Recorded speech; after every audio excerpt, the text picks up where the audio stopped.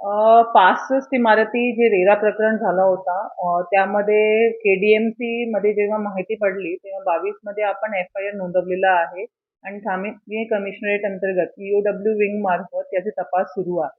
या दरम्यान एक रिट पिटिशन झाला होता. या रिट पिटिशनच्या अनुषंगाने कोर्टाने आदेशित केलं होतं की हे जे बिल्डिंग्स आहेत त्यांच्यामध्ये योग्यरित्या कारवाई करून आपल्याला ते डिमॉलिश करायची आहे. आपण मागच्या 1 वर्षामध्ये या 65 पैकी 10 इमारती जे आहेत ते डिमॉलिश केलेली आहे. त्यामध्ये 6 टोटली डिमॉलिश केलेत आणि 4 पार्टली डिमॉलिश केले, जिथे पाटली रहिवास होता.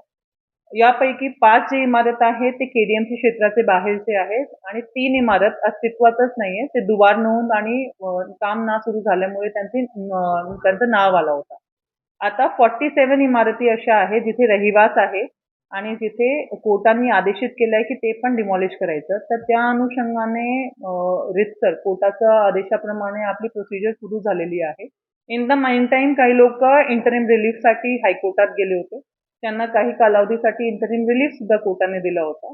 त्या लोकांची आता परत एक मागणी आहे की ते सुप्रीम कोर्टला जात आहेत. तर या लीगल अवस्थामध्ये जे काही पर्याय ज्या माणसांकडे उपलब्ध आहेत त्यांनी त्यांचे चॉईसने तिकडे जावं. त्यांना सगळ्या प्रकारची फ्रीडम्स असतात. त्याच्यामध्ये आमच्याकडनं काही रूल नसणार आहे. जोपर्यंत असा काही विषय येत नाही तोपर्यंत न्यायालयाचे जे निर्देश असतील त्याच्या अनुषंगाने पुढील कारवाई महानगरपालिकेमार्फत सुरू आहे.